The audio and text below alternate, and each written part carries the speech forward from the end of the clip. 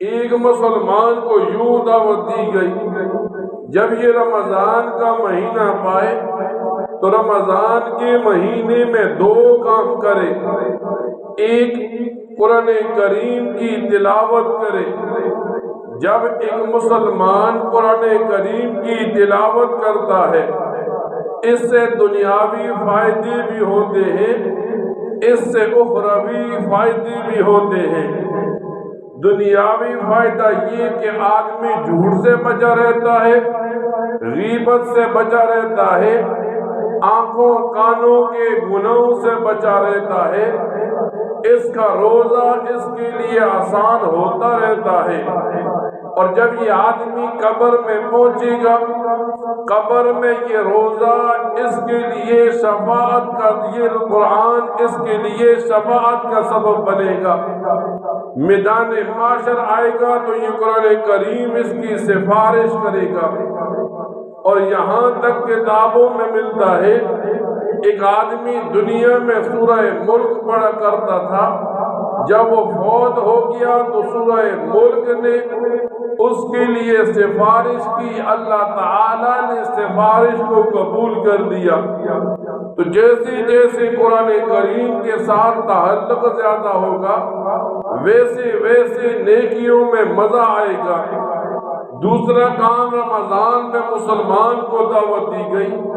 یہ جو ہمیں رمضان ملا، یہ قرآن ملا، یہ نمازیں ملی، یہ زکوٰۃ، حج ملے، یہ سارے نبی کریم صلی اللہ علیہ وسلم کی ذات کی وجہ سے ملے۔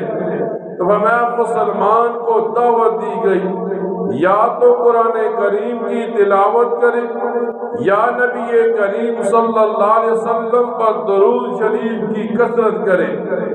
آدمی ایک دفعہ درود پڑھتا ہے، 10 درجے بلند کر دیے جاتے ہیں، 10 گناہ معاف کر دیے جاتے ہیں۔ یہاں تک نہیں، فرمایا نبی کریم صلی اللہ علیہ وسلم نے، جب میرا امتی دنیا کے کسی کونے میں مجھ پر درود پڑھتا ہے، فرشتے اس درود کو اٹھاتے ہیں، میری قبر پر لاتے ہیں، اور پھر فرشتے بتاتے ہیں فلاں کے بیٹے نے، فلاں نے آپ کے لیے درود کا نذرانہ بھیجا۔ نبی کریم صلی اللہ علیہ وسلم فرماتے ہیں، جب یہ درود کا نذرانہ کوئی بھیجے گا تو اس امتی کے لیے میرے لیے شفاعت واجب ہو جائے گی۔ تو یہ اعمال آسان بھی ہے۔ ایک آدمی نے قرآن کریم نہیں پڑھا، اب رمضان آیا، قرآن کریم نہیں پڑھ سکتا، تو سب سے بہتر یہ ہے کہ وہ درود شریف کی کثرت کرے۔ جیسے جیسے ایک مسلمان رمضان ہو یا غیر رمضان ہو، درود شریف کو کثرت کے ساتھ پڑھتا ہے، اس کی محبت نبی کریم صلی اللہ علیہ وسلم کے ساتھ زیادہ ہوتی چلی جاتی ہے۔ اور پھر ایک مسلمان کو بتایا گیا کہ جس مسلمان نے رمضان کے روزے رکھے، جس مسلمان نے تراویح پڑھی اللہ کی خوشنودی کے لیے، فرمایا جب رمضان ختم ہوتا ہے تو یہ مسلمان ایسے ہو جاتا ہے، یہ گناہوں سے یوں پاک ہو جاتا ہے جیسے اس کی ماں نے اسے گناہوں سے پاک پیدا کیا تھا۔ تو اللہ تعالیٰ یہ نعمت دیتا ہے انسان کو۔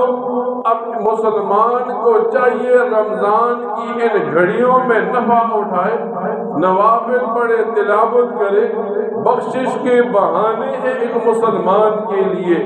اگر مسلمان اللہ کو راضی کرنے میں لگ گیا تو اللہ تعالیٰ بڑا جلدی راضی ہوتا ہے، مغفرت کے اسباب ڈھونڈ ڈالتا ہے، آسانیوں کے راستے کھول دیتا ہے۔ اللہ تعالیٰ سے دعا کیا کرے، اللہ تعالیٰ ان باتوں کو سننے کے بعد ان پر عمل کرنے کی توفیق عطا فرمائے۔